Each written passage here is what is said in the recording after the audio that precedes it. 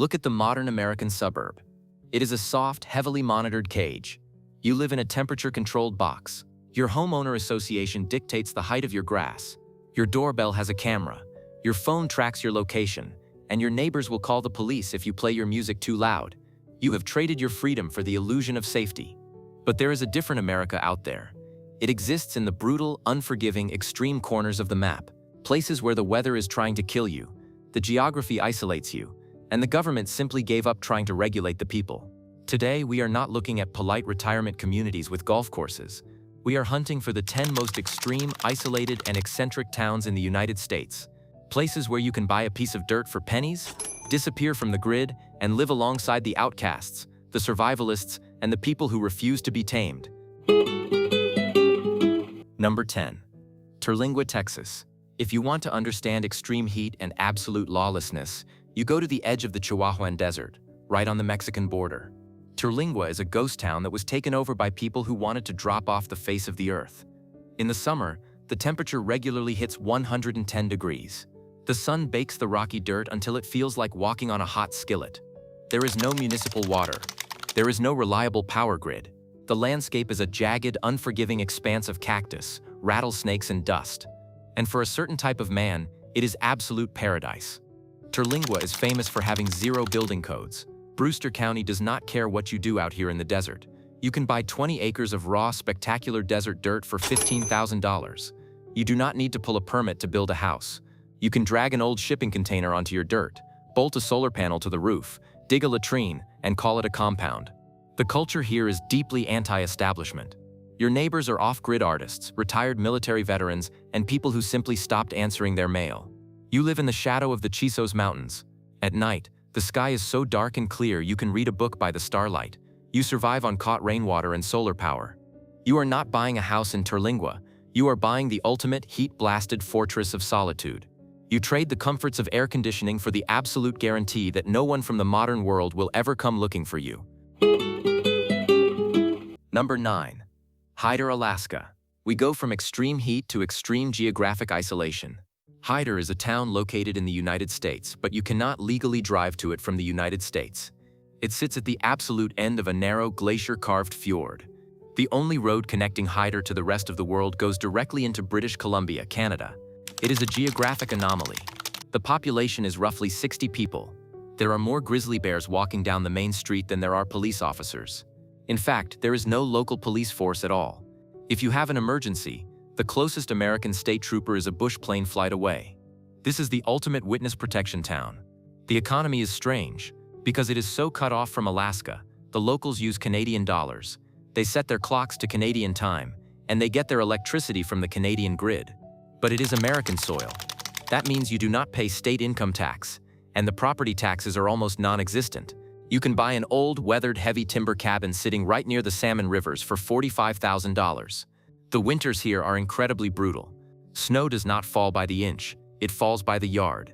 You will spend half your life shoveling snow and the other half chopping firewood. But what you get in return is a life completely detached from the madness of the lower 48 states. You can hunt, fish, and exist in a pristine, frozen wilderness. The people who live in Hyder are incredibly tough and deeply protective of their isolation. If you want a town where the government is just a rumor and the bears are your only real neighbors, you go to the end of the road in Alaska. Number 8. Pie Town, New Mexico. Sitting at an elevation of 8,000 feet directly on the Continental Divide, Pie Town is an extreme test of endurance. The air is incredibly thin. When you first arrive, just walking from your truck to your front door will leave your lungs burning. It is a dusty, wind-swept outpost surrounded by miles of high desert scrub and pinyon pine. The population hovers around 50 people. Pie Town is famous for two things: the astronomical number of people hiking the Continental Divide Trail who pass through, and the absolute terrifying lack of a municipal water supply. There is no city water here. The groundwater is so incredibly deep and so heavily mineralized that drilling a well will bankrupt you. Moving to Pie Town means you must accept an extreme relationship with the sky. Every single resident relies on massive rainwater catchment systems. You live and die by the monsoon rains. You can buy 10 acres of this high-altitude isolation for $12,000. The people who move here are drawn to the rugged pioneer lifestyle. You live in a heavily insulated mobile home or a hand-built earthbag house. You watch the sky every afternoon praying for rain clouds. When it storms, the wind howls across the divide at 60 miles per hour. But when the dust settles, the silence is deafening. There is no traffic noise. There is no light pollution. You are sitting on the roof of North America. It takes a very specific kind of psychological resilience to look out at an empty, arid, high-altitude desert and feel at home. But for the retirees who choose Pie Town, the extreme isolation is not a punishment. It is the ultimate filter. It keeps the weak people out. Number 7. Cooke City, Montana. This town represents the extreme psychology of being physically trapped. Cooke City sits just outside the northeast gate of Yellowstone National Park, high in the Absaroka Mountains. In the summer, it is a bustling tourist outpost. But we are not talking about the summer. We are talking about the winter. Because when the snow falls in November, the highway leading east is completely buried and closed by the state. It does not open again until May. The only way in or out is a single treacherous road leading back through the national park. The population drops to roughly 75 hardcore locals. You are physically sealed into a high alpine bowl by 10 feet of snow and massive avalanche zones. You cannot just run to a big box grocery store if you run out of coffee. You have to stockpile 6 months of food, medicine, and diesel fuel before the first blizzard hits. If you do not prepare, you will not survive. This is extreme logistical off-grid living. Real estate here is not cheap dirt.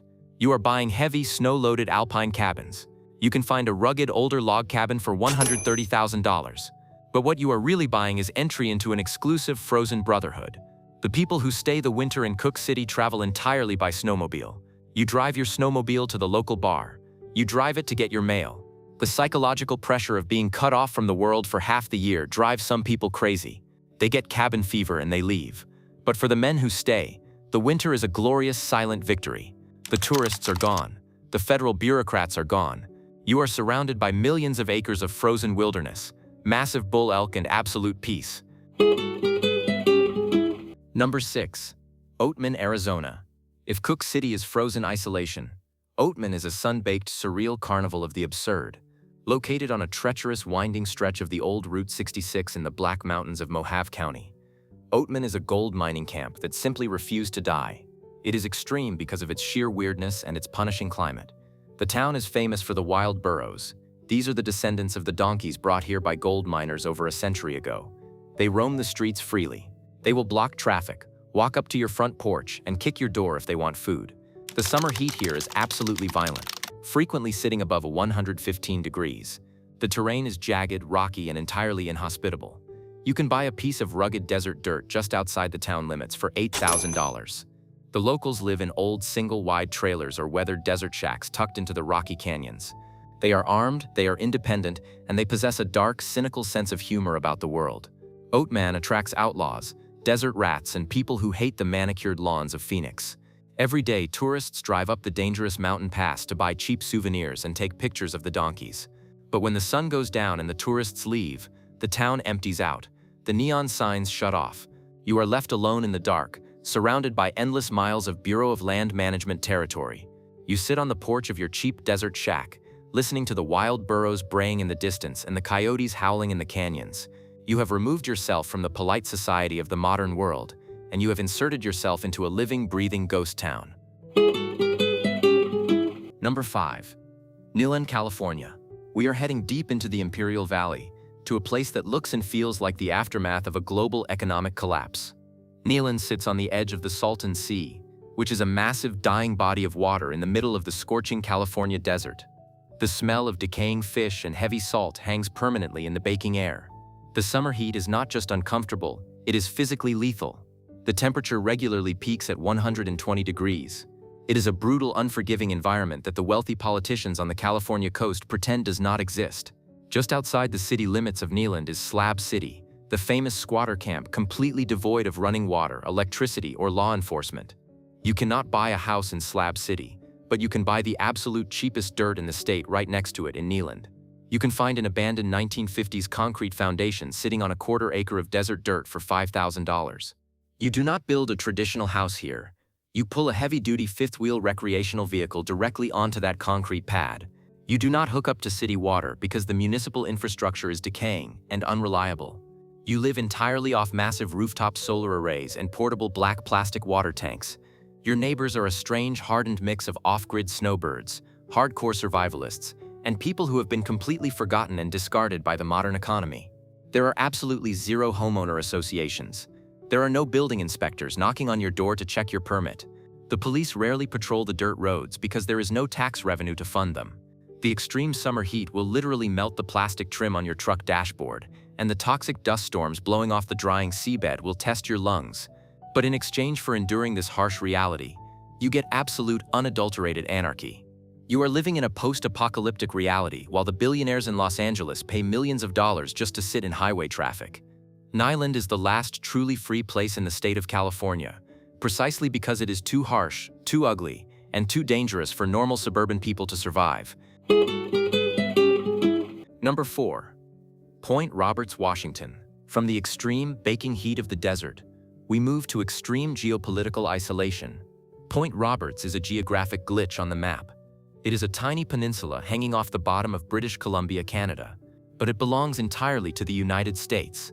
To drive from Point Roberts to the rest of Washington state, you must cross a highly militarized international border into Canada, drive for 25 miles through a foreign country, and then cross another heavily guarded border checkpoint back into the United States. You have to show a federal passport to armed border guards just to go to an American Walmart or visit a specialist doctor.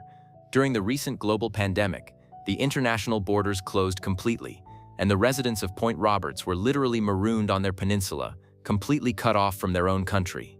The population is roughly 1,100 people. There is no high school. There is no major hospital. There is no dentist. If you have a massive heart attack in the middle of the night, you are relying on a helicopter to fly you across the bay to the mainland. This extreme bureaucratic and physical isolation creates the ultimate witness protection town. You can buy a heavily wooded, damp 1970s A-frame cabin hidden deep in the massive Pacific Northwest pine trees for $130,000. It rains constantly. The sky is a heavy, oppressive, dark gray for 8 months of the year. The moss grows over everything you own. But the violent crime rate is statistically zero. Criminals do not come here because there is only one single road out, and it is guarded by federal border agents with license plate scanners. You live in a quiet, misty, heavily forested cage. You chop your own wood, you watch the cold ocean waves crash on the beach, and you embrace the fact that the modern world simply cannot reach your front door without passing through 2 federal checkpoints. It takes a deeply introverted, incredibly patient man to live trapped behind international lines. But for those retirees who stay, the absolute silence and total physical security are worth the daily hassle. Number 3. Polebridge, Montana. Polebridge is the ultimate test of extreme off-grid endurance and psychological toughness. It sits in the deep, remote northwest corner of Montana, right on the ragged edge of Glacier National Park. The power company never ran electrical lines to Polebridge. They decided it was too expensive and too remote, and they never will. The town is completely, permanently off the municipal grid. To get there, you have to drive 25 miles down a brutal, spine-shattering washboard dirt road that destroys the suspension of normal vehicles. In the long, dark winter, the snow piles up 5 feet high against the windows, and the ambient temperature drops to 30 degrees below zero. You can buy a heavy raw log cabin sitting on 5 acres of thick timber for $150,000. But you cannot just move in, turn on the television, and relax. You are entering the absolute top of the food chain, and you are no longer the apex predator. This is grizzly bear country. The bears here are massive, highly aggressive, and they will literally rip the steel doors off a vehicle if they smell a discarded food wrapper. You do not ever leave your trash outside. You do not walk in the woods behind your cabin without carrying a heavy caliber firearm or bear spray. Because there is no power grid, you must manage a massive industrial diesel generator and a huge ground-mounted solar array just to keep your deep freezer running. If your diesel generator throws a rod in the middle of a massive January blizzard, you cannot call a repairman. The road is impassable. You have to fix the engine yourself, with freezing hands in the dark, using whatever spare parts you stockpiled in August. The extreme isolation demands mechanical genius, intense preparation, and absolute physical toughness. If you break your leg chopping firewood, the ambulance is not coming for you. You are entirely on your own. But when you step out onto your porch on a clear, freezing winter night, surrounded by millions of acres of frozen, untouched wilderness, you realize you have successfully escaped the simulation. You are no longer a dependent consumer trapped in a suburban cul-de-sac. You are a survivor holding the line at the edge of the world. Number 2. Crestone, Colorado. Crestone sits at a breathless elevation of 8,000 feet in the remote San Luis Valley. This is a high-altitude desert surrounded by the jagged, towering 14,000-foot peaks of the Sangre de Cristo Mountains. The weather here is intensely bipolar and physically punishing. The high-altitude sun is a deadly laser that will burn your exposed skin in 15 minutes, and the winter winds howl across the flat valley floor at 60 miles per hour, dropping the temperature far below zero. It is a punishing, extreme environment that filters out the weak, but Saguache County is famous in the off-grid and survivalist community for having some of the most relaxed building codes in the entire nation. You can buy 5 acres of flat, sagebrush-covered dirt for exactly $4,000. Because the land is so incredibly cheap and the government rules are so loose, Crestone attracts the most extreme, weird, and eccentric neighbors in America. You will live next to heavily armed doomsday preppers, secretive religious cults, people living in converted school buses, and UFO watchers staring at the night sky. It is the absolute fringe of American society. You do not hire a contractor to build a normal house here. You haul in rusty shipping containers, or you build a massive earthship out of rammed earth tires, adobe mud, and recycled glass bottles. There is no city water infrastructure. You become a full-time water farmer. You drive your rusted heavy-duty pickup truck to a communal fill station, pump water into a 500-gallon black plastic tank sitting in your truck bed, and drive it slowly back to your dirt lot. You are constantly fighting the invasive dust, the howling wind, and the extreme temperature swings that crack the foundation of your cabin. But you pay $0 in rent. Your property taxes are roughly $50 a year. You wake up every single morning, step outside, and look at a towering mountain range that looks like the barren surface of Mars. You have traded the manicured lawns, the ridiculous homeowner associations, and the crushing debt of the suburbs for an extreme, beautiful, and completely lawless existence. You are poor on paper, but you are an absolute king of your own dirt. Number 1. Rachel, Nevada. This is the absolute end of the line. Rachel is a desolate town of roughly 40 people sitting in the middle of the barren, sun-blasted Nevada desert, directly on the extraterrestrial highway. It is the closest civilian settlement to the highly classified military base universally known as Area 51. The isolation here is both deeply psychological and physically absolute. There is no gas station. There is no grocery store. There is no medical clinic. The nearest town to buy a simple gallon of milk or a loaf of bread is a grueling 2-hour drive across an empty, shimmering desert highway where you might not see another car for 50 miles. You can buy a 1980s single-wide trailer sitting on a patch of blowing dust and rocks for $40,000. But you do not move to Rachel for the real estate investment. You move to Rachel because you are deeply paranoid, and you want to be left completely alone by the rest of humanity. The environment is extremely hostile. The summer heat is lethal, baking the metal sides of your trailer, and the winter nights plunge into freezing, bone-chilling darkness. The silence of the desert is absolute, until it is violently and suddenly shattered by the massive sonic boom of classified military fighter jets breaking the sound barrier right over your roof. You will look out your window and see unmarked black SUV vehicles idling silently on the distant dirt ridges. You will see advanced drones circling in the night sky. The federal government owns over 80% of the entire state of Nevada, and you are living right on the chain-link fence line of their most secretive playground. The residents of Rachel do not talk to outsiders. They do not want new neighbors moving in and asking questions. It takes an incredibly specific, hardened, and cynical type of man to buy a cheap trailer in a town where the federal government is always watching but the rest of the world has completely forgotten you exist. You are buying the ultimate extreme isolation. You sit on your porch, you watch the endless desert sky, and you wait for the end of the world. Because when the economic collapse finally happens, and the cities burn, Rachel, Nevada is the one place on Earth where absolutely nothing will change. You are already living in the wasteland, entirely on your own terms.